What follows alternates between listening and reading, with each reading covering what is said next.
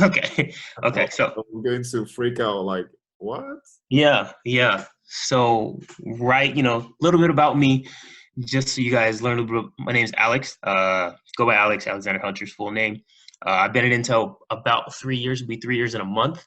My current role is a design automation engineer, and I work in our design and enablement group, and we make what's known as a product design kit. A product design kit really has all of the materials and files that you need in order to design a circuit.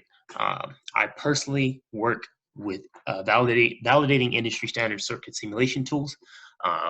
So our customers will have access to really all the type of simulations that they need. I'll do a lot of automation, integration, and testing uh, of those circuits to increase our efficiencies and make sure we have as much coverage as possible.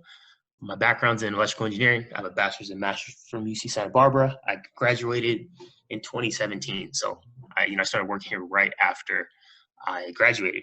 And side note, in my free time, I love to cook. So we're all in quarantine right now. And 2 weeks ago, I got bored and I wanted to make a cheesecake. So that's a passion fruit pineapple mango cheesecake that I made with some star fruit on top. Came out delicious. I still have some left over because it was a lot. I'm coming to pay you a visit. All right, go for it. All right, take it away, Olaouwa. Yeah, so my name is Olaouwa Kolawole. A little bit of background. I actually came to this country from Nigeria in Africa. I got my MBA from University of Arizona, which is one of the masters that I have. And I'm also a certified project manager. Basically, in my spare time, aside from my day job in Intel, I'm actually a project manager with the IOTG Health Service. So a little bit of what I do. Basically, what I'm trying to do is manage spending. Engineers are notorious for wanting to spend all their budgets. And as a finance person in the room, I try to keep them honest and, let them understand, yeah, we know you need this, but let's do some savings and let's manage some money, basically. So I support the high performance compute group and the software defined infrastructure in Intel. So those are like the two groups under my portfolio. If I'm not working, basically I love to read. I watch documentary and I travel. I have about two big shelves in my house. So, I mean, now that we're under lockdown, I think I spend my time, trying to get some reading done. So that's me. Next slide, Alex. I think you're doing it first. All right. Okay. Well, yeah, I'll start off and we'll switch off a bit. So first of all, what is compensation? What is financial compensation? Really, here we just have a definition, refers to the act of providing a person with money or other things of economic value in exchange for their goods, labor, or to provide cost of injuries that they have incurred.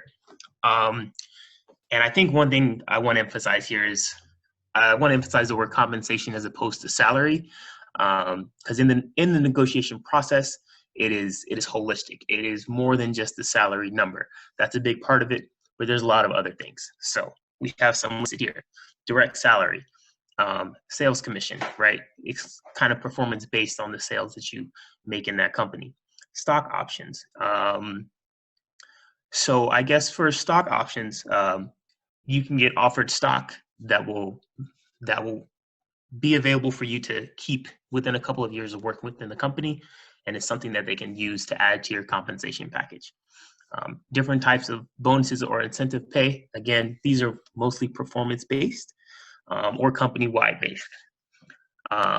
Another one is benefits. What type of healthcare, what type of plans are available.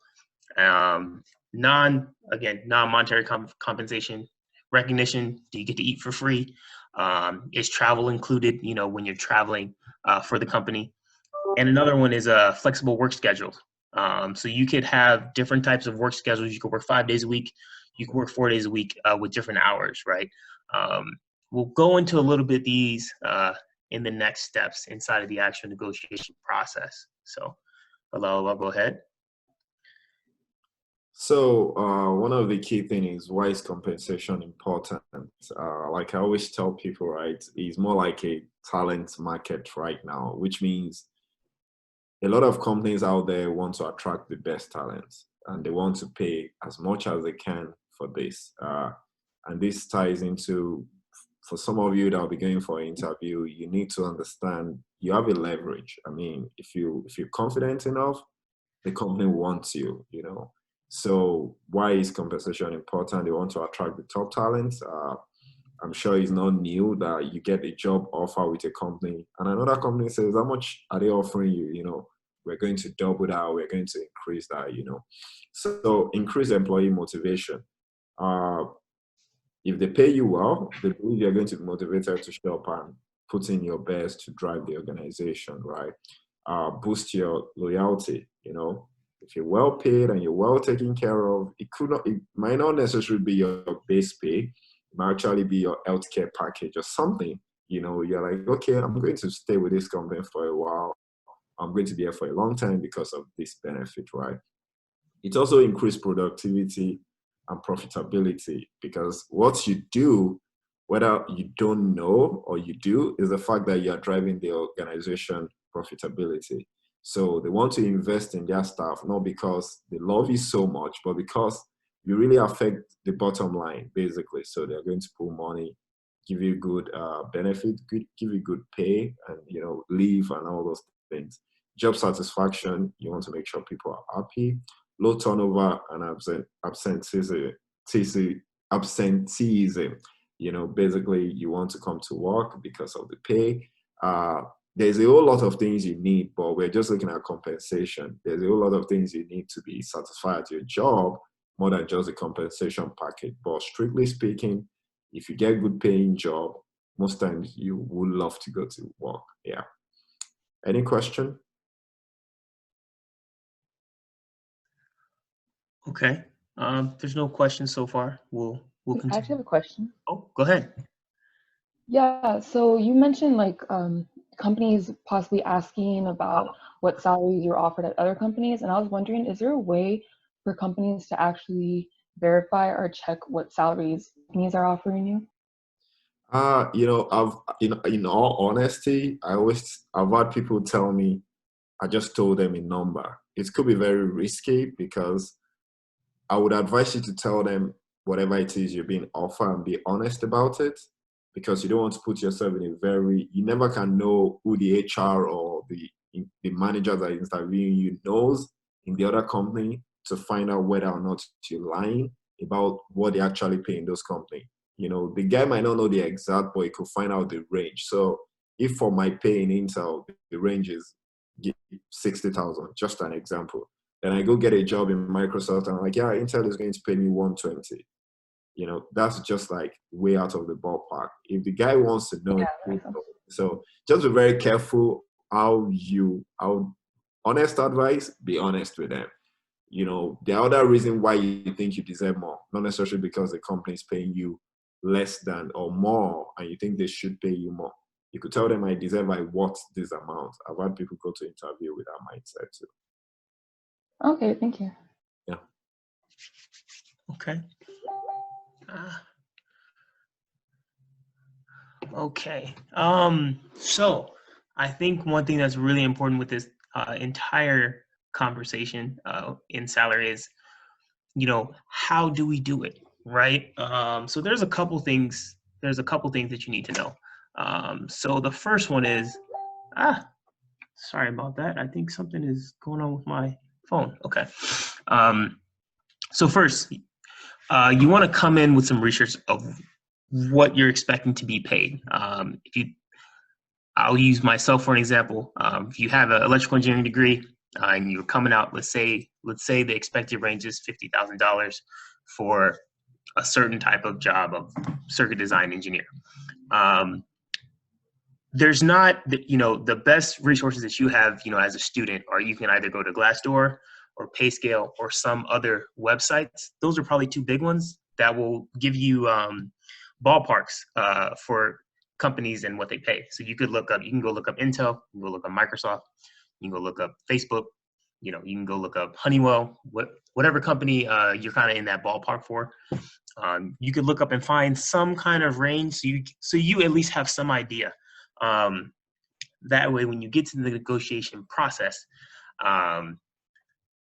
you will be able to say a number that is valid. You know, if that average range is 50K and they're offering you 45K, you can ask for more and have some data behind it. So one thing is important: do your research on your numbers, and that should be helpful. The next thing that I want to mention is usually, at least for me, this entire conversation is very abnormal to me. I'm not accustomed to walking up to someone and say, "Hey, you did great in this interview, you passed, and now we're going to offer you more money than you've ever seen in your life." At least that was the case for me. And now I'm going to go back to them and ask for more. That is a very that's a very unsettling situation. I was not raised that I should be doing something like that. But because I was raised that way, it's a little bit different, right? It was a little bit different. So it's definitely nerve-wracking to, go into that conversation and say, "Hey, I want, an extra couple $1,000s because of X, Y, and Z." So when you go through something like that, when you're asking for more money, flexible work schedule, sign-on bonus, things of this nature, you don't want to say them in a passive manner. Like, "Hey, do you think you can add on a couple extra dollars here for relocation?" Usually when you speak in that manner, it doesn't come off as confident, and they can say no and easily know that you won't do anything about it. So you really just want to portray that confidence when you speak to them. "Hey, I think my salary should be X $1,000 more because of my skill sets in A, B, and C. And I know I have proven that through my schoolwork and my previous internships." You want to be able to articulate your value in a confident way. I think that is very key, and I'll probably try and come up with an example for it. So next, I would always urge you to ask for advice. I'll send out my email afterwards. You can reach out to me personally. You can reach out to mentors, professors. I would say upperclassmen, right? If you're a junior, reach out to a senior. If you're a senior, ask a senior that has already graduated, right? Because they've already gone through this process. So look for someone and try and get that advice. And then while you're going through this entire conversation, you'll probably be on the phone. Take notes the entire time. And if they make a claim for what they'll offer you, it's not real until it's in writing. So whatever they say, make sure you get it in writing. Any questions right now before I move forward?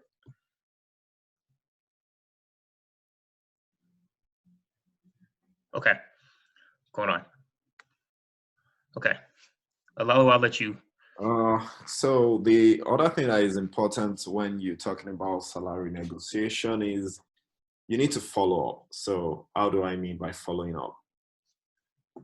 The interviewing process is more like a chess game, The moment you notice, and this is the way it works, the guy talking to you is probably interviewed so many people, and they could tell when there's like a break and they will capitalize on that. If you make a statement like you're second guessing yourself, they're going to build on that. Like, "Yeah, do you think you really deserve 100,000, for example? What if we pay you 85,000? Maybe you don't sound convincing enough." So you need to watch out for the other guy too. The moment you say, "I think I deserve 120, you could almost read his countenance with that. This is something I need to go all out for, or I need to slow down. So you need to be able to follow up with the lead, irrespective of what the person that is talking to you gives you, right? So the other thing is you need to delay salary negotiation so you know what exactly you're going to be doing, which means you don't walk into the meeting and like, "Yeah, let's talk about money." Then they tell you what you're going to be doing and you're actually shortchanging yourself. You need to be very clear. What would I be doing? What does this role entail? Is this something I'm going to be managing people? Or I'm just going to be working? Is there any traveling? So, and this boils down to the fact that you need to have done research about the company, about the position. What does it entail? What's the job hazard? If there's any. Let them make the first move, right? If they tell you they're going to pay you $10, now you can tell them you want 15. Now you coming in and say, I think I deserve 7. Yeah, they will agree. They will even tell you, oh, we should pay you 5. Don't forget, this is a negotiation process. So let them show their hands. Let them tell you what they want to offer you. Then, based on your research, where does that fit? Is this like maybe 85 percentile of what I think I should get? Can I live with it or I can't, right? So articulate your unique value that you bring to the employer. If I was to interview anybody and the person tells me I think I deserve more pay, the next thing is why? And I'm just being real, right? Why do you think you're special from the last guy that got off from this chair? You know, why do I need to pay more for you? You must be very clear. You must be very articulate, like, I can do A, B, C, D. And that's what I'm going to bring to this job, you know. Be confident. I can't say this enough. Interview starts the moment you walk into the room.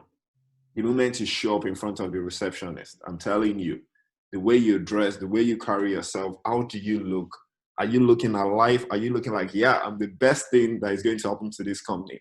And I'm going to go into that interview and tell them, yeah, I'm the best thing. I've had someone interview for a company. She had a PhD and she had to tell them, like, I'm not kidding. She told them at the interview, you guys need me more than I need you because I have what it takes to solve your next challenges. And she was an engineer and people were like, oh, okay, we need to listen. And she got the job. She wasn't being proud, but she was just like, I know what I'm bringing to the table. So you need a lot of confidence once you go for an interview, most especially when you want to negotiate your pay. Again, be very clear about your strengths. The easiest way is, I tell people even now when I'm meeting senior controllers or senior finance folks, I just use the SWOT analysis. What's my strength? What's my weakness? What's the threat? What's the opportunity? You can just even stick to just the strength and weakness. You need to know that, like, A, B, C, this is my strength, D, E, F, these are my weakness. And you should be very clear about those things. So when it comes to your achievements, you need to be very clear too. You know, you don't want to keep rambling. Just tell them, I did this, this, this. That's all, you know. So any question? Okay, Alex? Yeah. Let me give an example kind of this. So recently, a good friend of mine, he recently got a job in California. And, you know, he accepted the offer, or he was about to accept the offer. And I asked him, hey, did you negotiate? And first he said no, and he didn't want to, and he fought me on it. And I basically called him and said, no, you're going to negotiate and you're going to try. So I'll kind of give you guys an example of how to articulate his statement. I don't have his resume in front of me, but just a little bit about his background. He had a bachelor's in electrical engineering. He's been in the military for about 4 years as a sergeant. He's a certified PMP, so a project management professional, and he has his professional engineering license.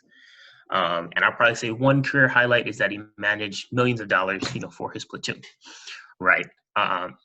And he also did a lot of outreach for NSBE, the National Society of Black Engineers. So that's a couple highlights, you know, just of him. And I told him, I said, okay, you know, do your research. So he did his research, and he found kind of his range. I'll say it's 50,000. I'm not going to divulge those numbers. But I said, hey, you need to go talk to the guy. And I said, say something like this. So I said, hi, Mark, thank you so much for the opportunity. I'm really excited, you know, to work for this company. I appreciate everything that you guys have done. But I would like to discuss, you know, some of the compensation.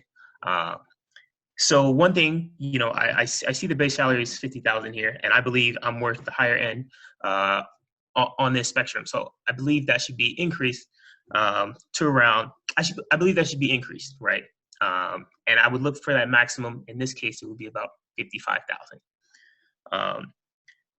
I know the skills that I bring to the table are things that align with your company values. So one, you know, you're, you know, in your company, you stress leadership and how we can perform in those stressful situations. So I know for me, I've, you know, led my platoon throughout Afghanistan, you know, in the worst in the worst areas. And not only that, I did it during the rough times, but also while we did a lot of planning, I made sure all of our budgets, were always in line. Next, your company says you work with the community, and I have done outreach since I was a college student, not only when I was in college, but also when I was in Tennessee, based on a different base. I believe just the multitude of my skills are perfectly in line with this role, and I should be compensated as much. And you kind of stop. You stop, right? You don't want to ramble, but you want to say what you want and stop. When you ramble, it just kind of drags on. So long story short, he did end up receiving a sign-on bonus from the company. So the tips that we're telling you are things that have worked. And by the way, these aren't, this is general for all companies, right? This is just general on how you can speak with other companies, and just negotiate in general. So let me go ahead. So we I have have a question. Go ahead. So would this be done through like email, phone, in person? Good question. So it can really be done in any of them. What I've found is that it typically occurs over the phone or via email, because usually usually you'll fly, or if you can fly to another company or drive to them for that first on-site interview. They might not offer you an offer letter on the spot, and even if they did, I'd probably say thank you so much, I'm going to look this over, and then call them back later. I would prefer to do it over the phone. You can really portray confidence a lot better that way. And it kind of shows that you have the guts to call them and talk to them about it. You can do this via email as well. I have seen people negotiate for salary via email and have had success. But I think it usually just shows, more courage to do it over the phone. Okay, thank you. I think there might be cases, it's not unusual for you to get an interview and immediately they, for whatever reason, they want to give you the job. So if that comes up, that's why you need to be ready, right? You never can tell. They might tell you, oh, do you mind coming back for another meeting tomorrow? Because they want you to start right away. So if you have the option of in-person, that is the best. I'm a face-to-face kind of person, so that you can read the body language of the person talking to you, right? So if you have the option, good. If not, then over the phone is also good. Okay. All right. That's insightful. Thank you. Okay. All right. I'll go on. So one, don't bring up the salary before the employer does. If you talk about salary first during the interview, it makes, kind of shows that your mind is purely set on money as opposed to the job itself. And I think it's more important for you to find out if you really want to do the job before the money, just because you won't be motivated if you hate the job and you're getting paid. It's not fun, right? But if you do that, that's really a turnoff for the employer, and they probably wouldn't even want to proceed, right? You kick yourself out of it, right? Like Olaouwa mentioned earlier, don't inflate your earnings. Just be honest, right? That's you never know who you know. Like Intel, the semiconductor industry is very small.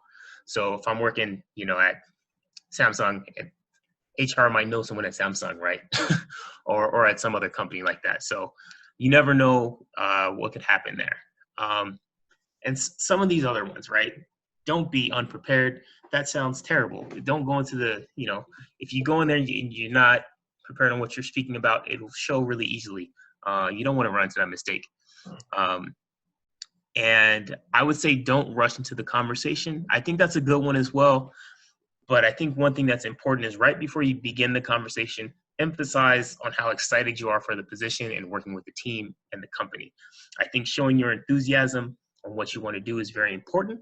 And then you can get to the discussion afterwards. That's typically how I would address going into this kind of conversation. This is another big one. Don't be inflexible.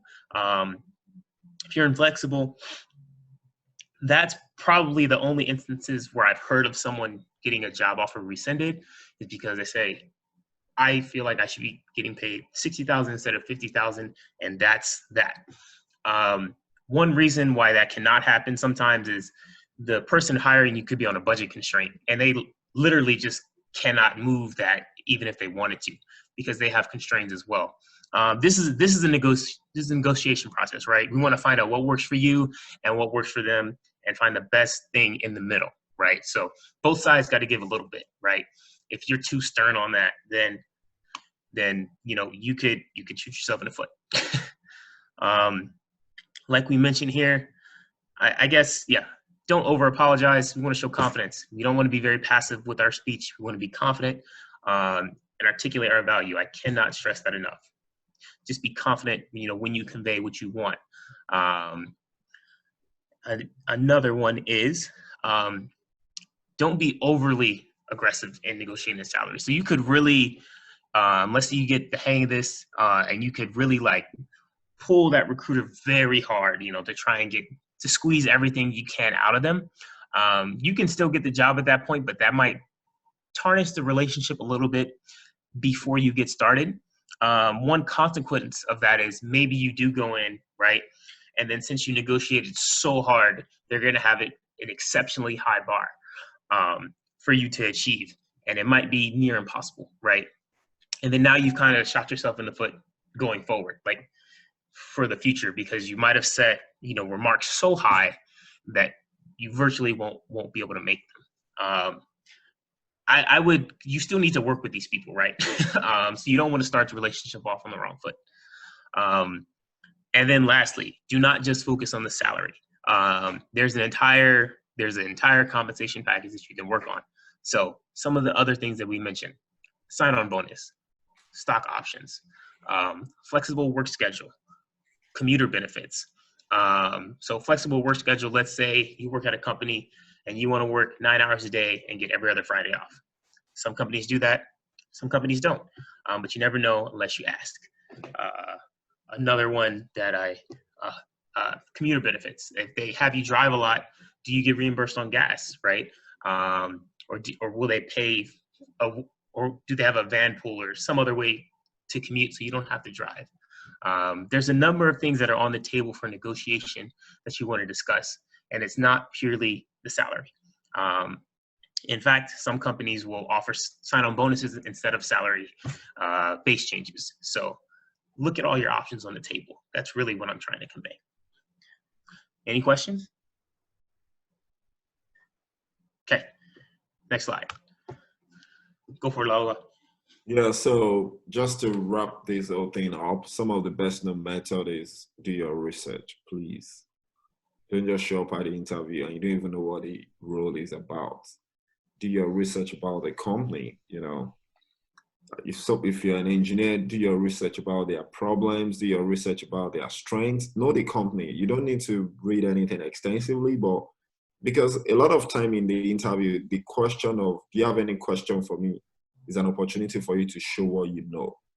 They are the ones asking you a question, and if they ask you a question like, is there anything, and you start asking them key fact about the company, you're going to impress the guy. And now he understands why he needs to pay you more, because, it shows you very interested in the company. Write, revise, and practice your script. What are your key strengths? What are the struggles you have? Everybody have their own area of improvement. Be willing to talk about it. If they ask you, okay, yeah, I struggle with these. Maybe I don't really get along with teams, or I get frustrated. Just something, maybe not like that, but something that you can talk about yourself, I'm too goal oriented or whatever. The confidence. This is something you can't hide, and I'm sure a lot of you know this. You could tell when someone is not confident enough. You could tell when they are not comfortable in their own skin or whatever. You want to walk into the room, your head high, your shoulders squared, and you're ready to go do business. Have that confidence and show it, not in a very proud way, but yeah, I know my stuff and I'm going to defend what I know, right? So, and be happy, don't be tensed, at the interviews or you want to negotiate, be relaxed, have that conversation, understand the other person's position. You know, what are they pushing back on? If you're a first person getting into corporate America, know this for a fact. There's kind of like that bias, like, why do we need to pay him so much or pay her so much? This is her first job, you know.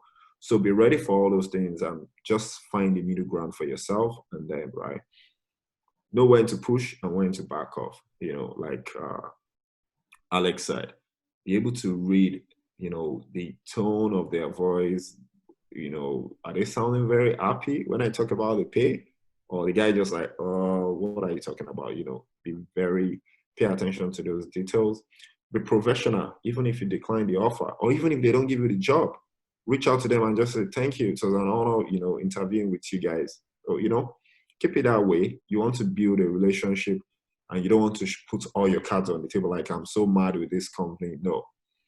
You will be surprised 10 years from now, you're going back to that company maybe as a VP or something. Don't inflate your earnings. Like I said, because I'm earning $50 right now, doesn't mean I don't believe in myself that I deserve to go earn $200 somewhere else.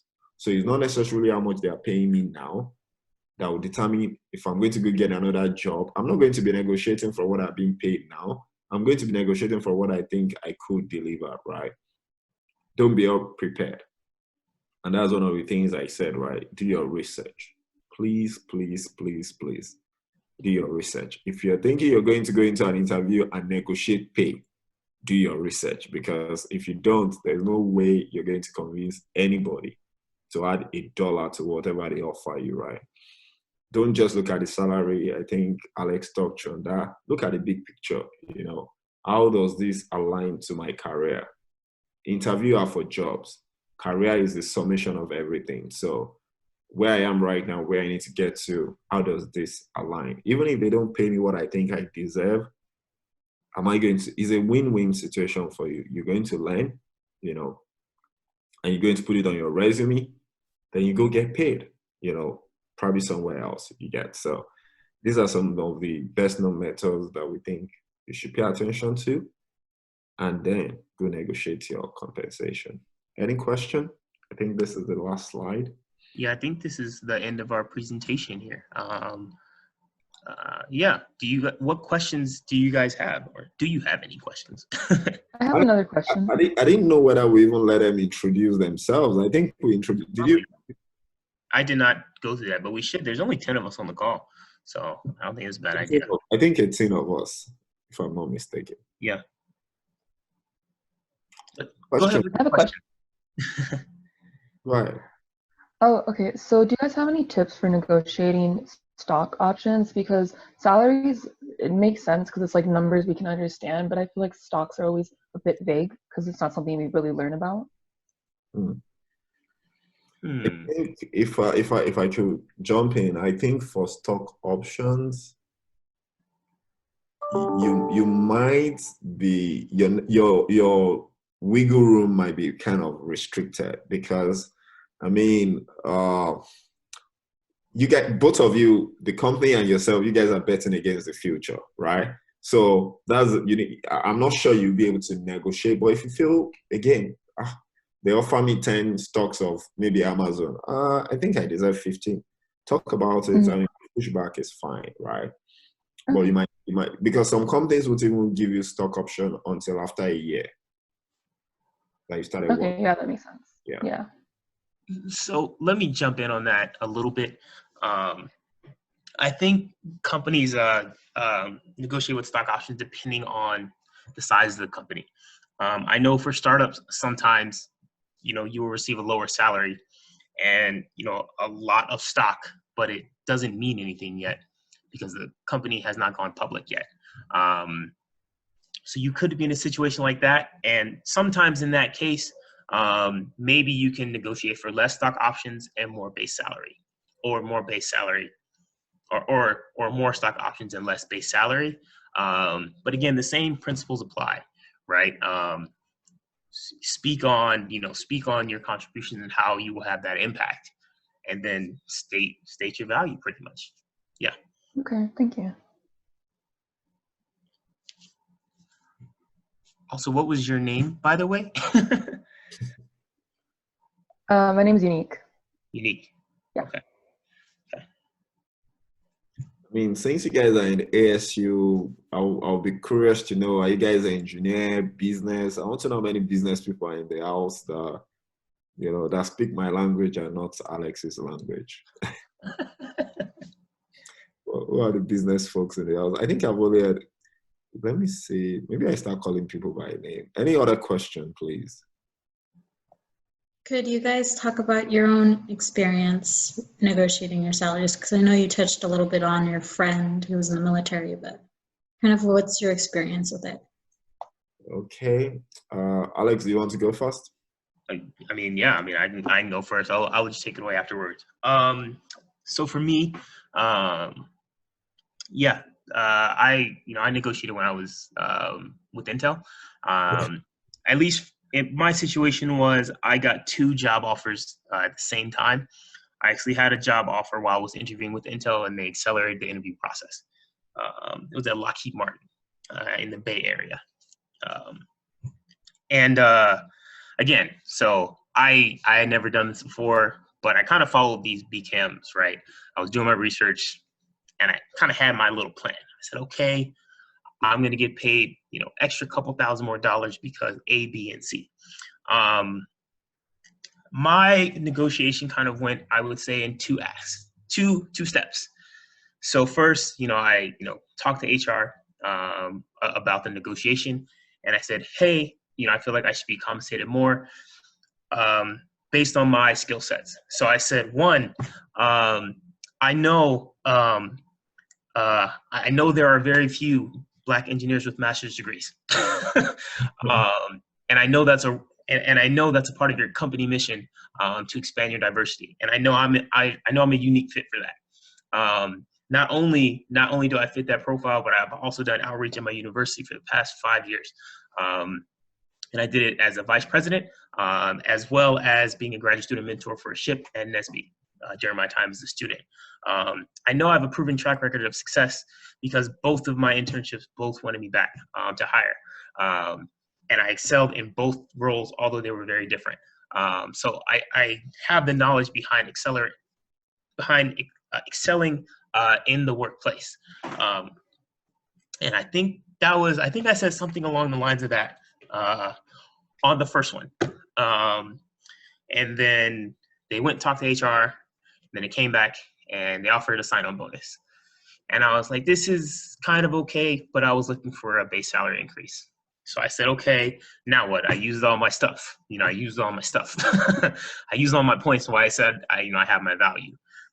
So what I did was I had a standing offer from Lockheed Martin, but it didn't compare. It was much less money. So it wasn't as much help. And I also wanted to work at Intel. So I didn't really use it as kind of as leveraging. It wasn't like there were 2 excellent companies and I had to choose between one. It was one I clearly wanted to go to over the other. And so I called back, I spoke with HR again. I said, hey, I want to discuss this one more time. And I said, you know what? I said, I feel confident, in my skill set. And I said, thank you for meeting me, down the way with negotiation. But I want to discuss it a little bit further. So I said, I'm very confident, within my skills. So one thing that I would like to do is,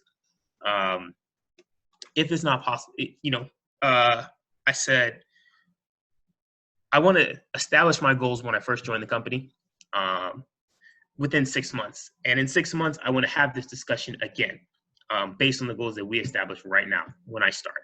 And if I establish those goals, then we will rediscuss my salary and adjust it accordingly. And then HR went and talked to some other people, and then they increased my sign-on bonus. They didn't even negotiate or ask about my ask. They just increased it. So I was like, I'll take it. And they more than doubled it, which confused me. But I think that's also important to know. They definitely didn't show all their cards right after the first ask, and you never know when that's going to happen. I tried to negotiate with Lockheed Martin as well, and they didn't budge on anything. And I'm pretty cooperative, when I try to negotiate, but they They didn't budge on a single thing. And that makes me think, do they really want me to work here that much? Because I was asking for things that were quite reasonable. I think a higher relocation package and an increased salary just because of the location. And they didn't budge at all, right? And sometimes that happens. So if that's the case, you make the call yourself. But that's probably my personal experience. Any questions on that? Okay, go ahead, Olaouwa. I think my personal experience in corporate America is a little bit different. And please keep in mind, this discussion is just jumping to the end of the interview, right? Where you get to talk about how much are we going to pay you. But what I did to get this job was basically, I had the interview when I was in business school, and I knew they were coming. And because of the finance position, I decided to dig into Intel's financials, basically. So I went into the meeting knowing fully well, like, I know so much about Intel. I know where they struggle. I know where we make money. I know where we've divested in a couple of years and all that. So, and this goes to do your research, right? So it was 2 interviews, and I got to interview with this guy, and I was waiting patiently for when he was going to ask me, like, do you have any question for me? I think we spent so much time talking about my question than him interviewing me, because I questioned them about some of the strategic decisions they've made. So we had a conversation, then I got the internship, then I got the offer. Basically, I think like Alex. So when I got the offer, they told me, this is how much you're going to pay you, and this is the total package, this is your signing bonus or whatever. And I pushed back, like, I think I deserve more, And the guy was like, oh, no, yeah, we know you do, blah, blah, blah. Again, we kind of feel, this is your first experience in corporate America since you've been in the US, blah, blah, blah, So I was like, okay. And like I told you guys, look at the big picture. So I was like, yeah, okay. And I spoke to people that have been in Intel long before me, right? What do you think? They were like, yeah, just take the job. Take the job, prove yourself, and then, you could make demands down the road, right? So that was the way my conversation went. But I did push back. I didn't accept the offer for like maybe 6 months. I said 6 months, sorry, 6 weeks or 8 weeks, Then I finally did. I look at the big picture. Okay, for me to get to the next place I want to go, this might just be a passage, right? So yeah, that was what I did. But if you have enough experience, I mean, I'm talking of maybe, I'm sure some of you have maybe 3, 2, 1, 4 years experience, and you're going into, yeah, you have what it takes to, push back on anything. And like, this is what I want, and it's okay if you don't give me, I'm going to get it somewhere else, So yeah. Any other question? Wow, you guys are quiet. I'm silent. All right, that seems like nobody has any questions. Thank you for sharing those experiences with us. We can wrap this up if you want to. Alex? Okay. Yeah. I guess I'll close it out. So first of all, thank you for letting us host this talk. We hope, you got some learnings from this. I think Cindy has my contact information. I can send it out as well. If you want to discuss this kind of conversation, I'm more than happy to help walk you through it. I've done that a couple of times for students. Sometimes it works, sometimes it doesn't. But I think even it's good practice, even if it's your first time. And this conversation does change as you progress in your career, like Olaouwa mentioned. So thank you guys for having us. Hope you guys something out of it. So appreciate you guys. Thank you. Thank you so much. All right. Enjoy the rest of your evenings. I will stop sharing.